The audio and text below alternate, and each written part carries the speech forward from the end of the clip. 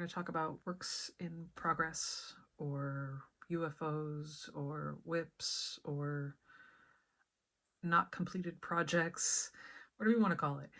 So this is mainly graphite and watercolor painting that I started just over a year ago, and I was really enjoying the process.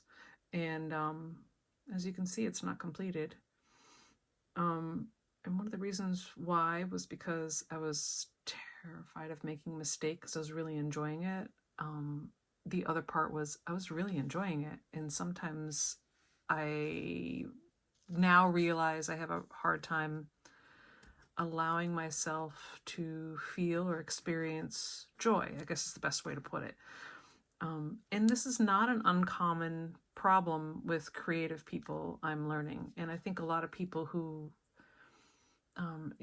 have anxiety or experience kind of traumas in their life, you tend to lose yourself in other people, and you tend to have a really hard time allowing yourself just to really enjoy things. So one of my goals is to finish this painting. I was looking for some graphite, water-soluble graphite, and this was all I could find a couple years ago. There are 3 tinted ones. There's a green, a blue, a red, and then there's 3 gray ones. There's an HB, a 4B, and an 8B for the gray ones. And I'll share these a little bit more later. I really like them actually for making stones. What I usually do is a light undercoating, or whatever you want to call it, and then as you can kind of sort of see stones in what you're doing, you just kind of like work with them a little bit more. So what I'll do is I'll just kind of go back when it's more damp and then use the stones. I'll show you how I did this a little bit later, but I really like the water-soluble graphite. This is just kind of more sketchbook quality stuff. I don't know what the light fastness is of this at all. Couldn't find a whole lot of technical information about it, like you do for watercolors at all. So I really like the Princeton Neptune brushes. I have a number of them. They're my favorite for watercolor, for water-soluble graphite. And I use my yogurt pots for my water. We used to have a dairy, and I have an awful lot of old rags instead of using paper towels, but I'm kind of rambling here. So during Creative Fuel, which is a wonderful group put together by Anna Brones, she's out of the western part of the States. She does a lot of writing prompts and art and some really cool stuff. I've been kind of following what she does for over a year now. They had Wednesday sessions for quite a while, and now they have like studio get-togethers once a month for free, and then they have some paid content as well. A lot of it's on Substack. I have to verify myself before I can give you some external links, but I'll talk about that a little bit more. But one of the projects we were working on was trying to identify, through writing, which is the first part of it, you write in these 3-minute sections, what it is about your process that kind of is your block or whatever, and then writing a permission slip. And for me, I realized through the writing that I have a hard time letting myself enjoy things. So this was a permission slip, and I have it to my left usually. You can see my little washi tape sticker just kind of near me at my desk, just to remind me that it's okay for me to enjoy what I'm doing. It's one of the hardest things I think I have to do, and that extends into crochet. So let me show you. I don't know how I can do it with this, but a couple projects. Oops, I'm gonna have to lift this up here. So this is Lacy summer cardigan pattern by Olga Poltava. She's a Ukrainian woman on YouTube is where I found her. She also has patterns on Etsy. And I loved making this. This yarn is a Norwegian yarn. It's an alpaca fine. I got it at the discount bin at Webb's because I am one of the lucky few who live kind of close to them. So I got a bunch of the balls of yarn for like $5 maybe. And so this is a cardigan that I'm almost done. Literally, I just have to hem it together and then finish. And it's been sitting in my whip bag since August, basically. So my goal this week is to finish this sweater. This cardigan. It's a sleeveless cardigan. I'm maybe not going to be able to wear it, but unless it's kind of dress up and I've got to have a nice long sleeve shirt underneath it or whatever. But I was so looking forward to having this over the summer, and then I loved the process of making this so much that I kind of put it aside when it came to the very end. Okay, let me see. We've got, here's another one.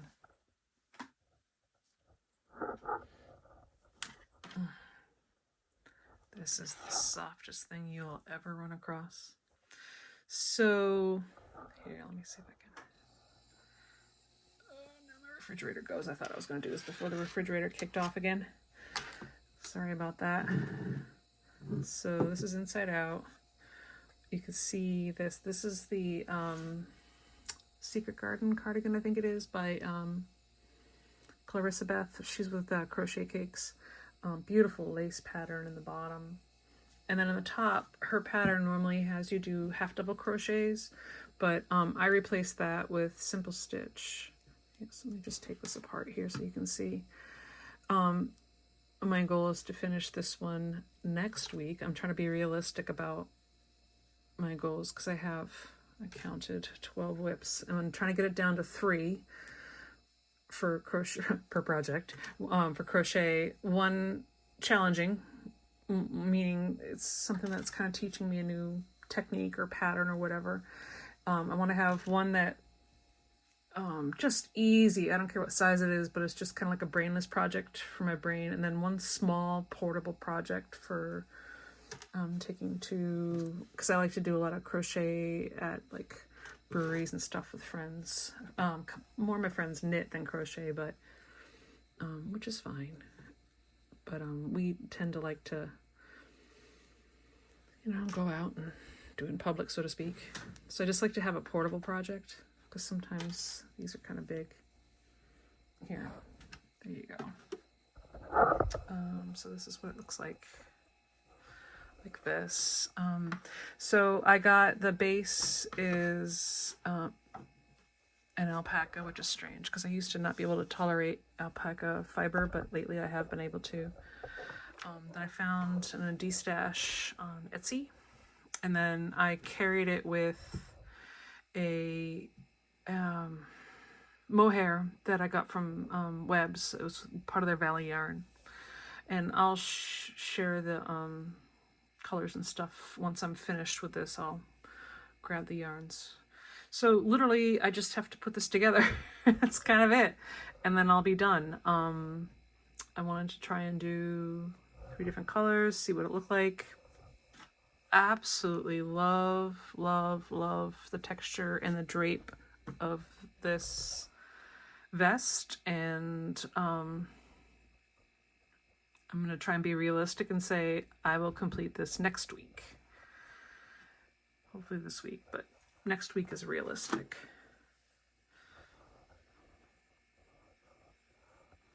Sorry about that. My storage was pretty full on the phone, so I'm going to start this one a little bit over.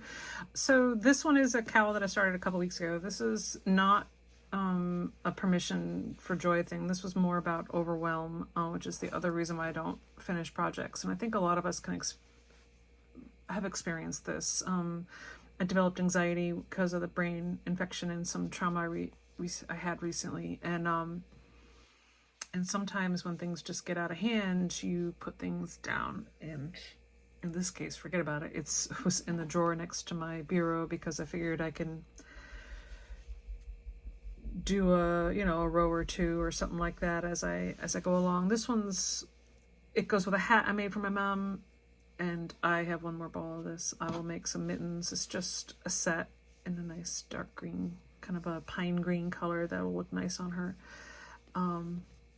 So this one is going to be a Christmas gift, so I'm going to try to at least get half a row done every day at the very least, so that I can have this done by Christmas. At least I'll have the hat and the cowl. She's always wanted mittens. I'm going to see if I have the brain space to do the mittens for her as well. So that's kind of where we are with that. And then the last thing I'm going to share with you are creative projects, or challenges. One thing I notice is I'm pretty good at finishing creativity challenges or creative challenges when they're 7 to 14 days. When they're longer than that, I have a really hard time finishing them.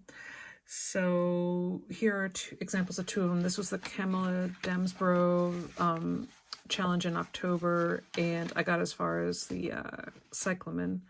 I put these on postcards, and I've been mailing them to people. So this is about 2 weeks worth when I ended.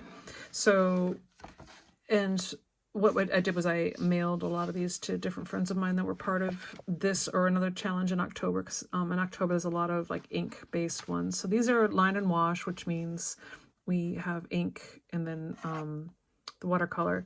I'm really good at the sketching part of things. Where I'm needing skills are when you come to the wash part. I'm learning that the paper has a lot to do with it. I have someone in an earlier sketchbook, and I'll kind of show that a little bit. And I was really struggling, and when I switched to the postcards, it went a lot better. Actually, I like this one quite a bit. I might keep this one. So it's one of my goals for 2025 is to improve my wash skills, my watercolor. The other thing I've been wanting to do is learn how to use dip pens. And so there's another person who has the 100-day challenge, and she did a 21-day project just before Inktober. And so I made 7 days on this one. So this kind of worked on the skills that I did during physical therapy for my brain injury. We're working on straight lines, and it's just value scales. And then kind of contrast. I'm sorry, this is hard to do at this angle, but and kind of varied things a little bit just to see how they looked with so hatching is one way, cross hatching is when you do another direction, and as you do more of the hatching in different directions, it changes the value. These change based on how much you press down on your nib. Then I was getting kind of bored of those, so I just kind of tried to do some nature stuff. I used Pinterest as my inspiration and where I gathered a lot of my data. I didn't like this as much. This is more me, so it looks a lot better. And this is where I started to really tail off. I have a really gotta learn perspective, and that's kind of, I was getting wicked annoyed with how poor this looked and how poor that looked.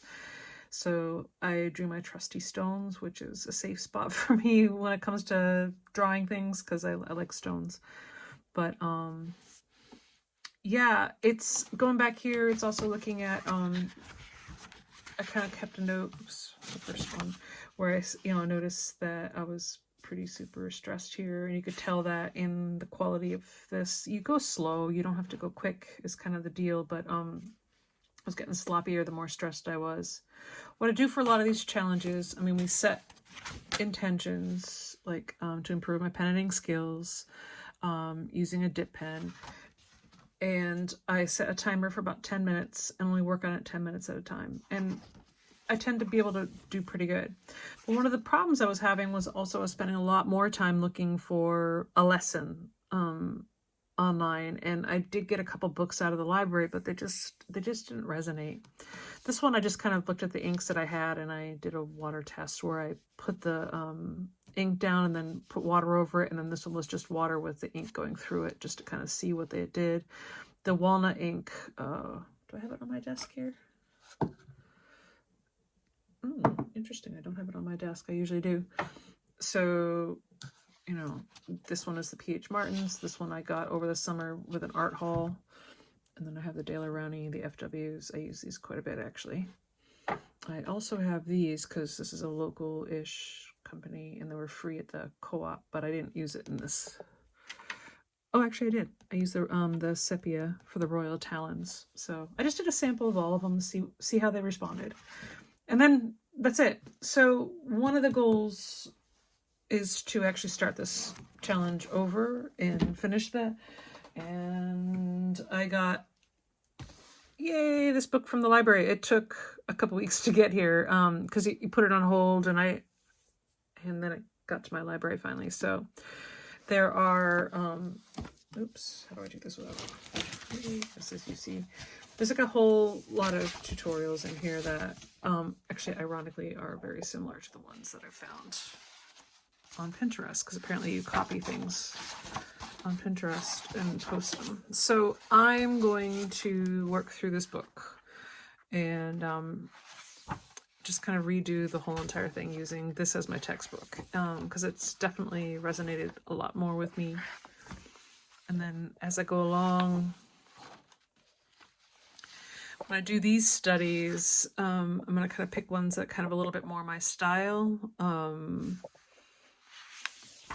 So like Edward Gorey, I really like some of their style. I like Ralph Steadman. I like a couple interesting ones. Like this is a little bit too provincial for me.